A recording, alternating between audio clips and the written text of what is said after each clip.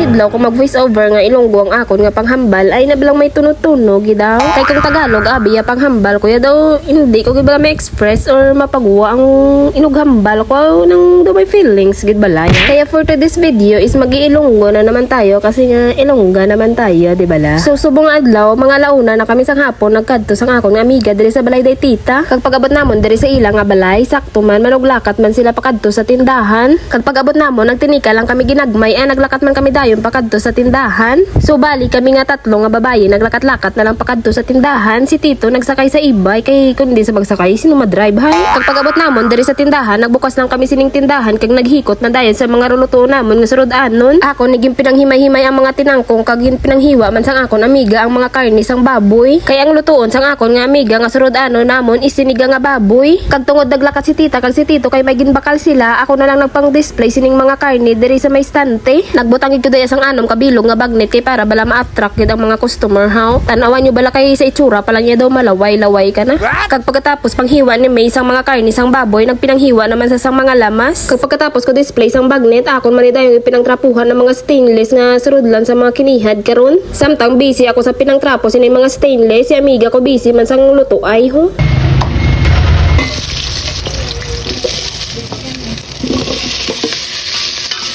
Kag pagkadugay-dugay nag-abot man si Tito kag si tita kay nagbakal sila gali sang styro kay naubusan na sang styro diri sa tindahan.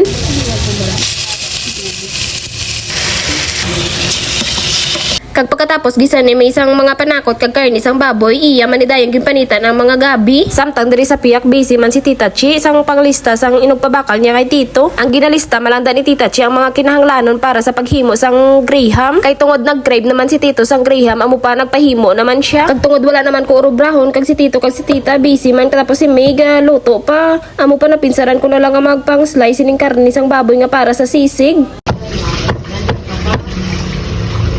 Kag dugay-dugay may ara nagbakal sang sisig with rice kaso wala pa kami sang tinigang amo pa nagtigang danay si May. Kag pag-abot ni Tito nga halin sa pagpamakal sa mga kinahanglanon sa pag-graham akon man ni dayon ginasikaso. Tan-awan nyo bala ang nabakal ni Tito nga graham crackers ang nakaputos na iya nga daw biskwit na gidya bala nga inubaligya sa tiangge. Kag pagkatapos pang slice ni Tita sang mangga nga palaman ko diri sa graham akon na ni dayon ginumpisahan. Tan-awan nyo bala yung obra ko kay daw mas laban pa yung mangga kaysa sa graham biscuit. Sige lang para mas namit gid bala yung graham amo nang request abi ni Tito kag ni Tita ang damo-damo gid bala sang mangga. Kag pagkaluto sang tinigang ginpadayon man dayon ni May luto sang surod ano namon. Bali ginbak-ed niya ni Danay kagaina kag nagsunad sang tinigang kay wala pa kami sang tinigang.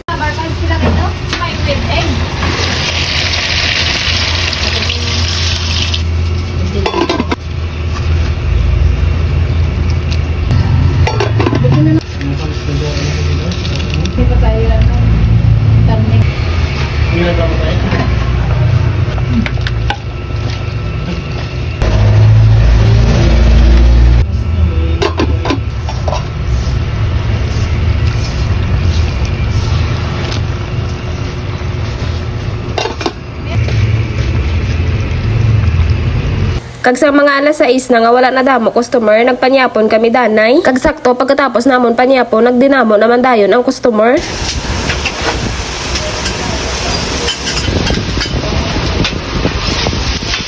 Kag fast forward manog alas 10 na nisang gabi nagpanghimos na kami kay wala naman gawa customer. May ara pa man gabakal nga pa isa-isa pero kay masarado na kami tiuway na sila mahimo. Kag pagkasarado sang tindahan nagbantay man kami dayon sa tricycle kay mapuli pa kami ni Maya.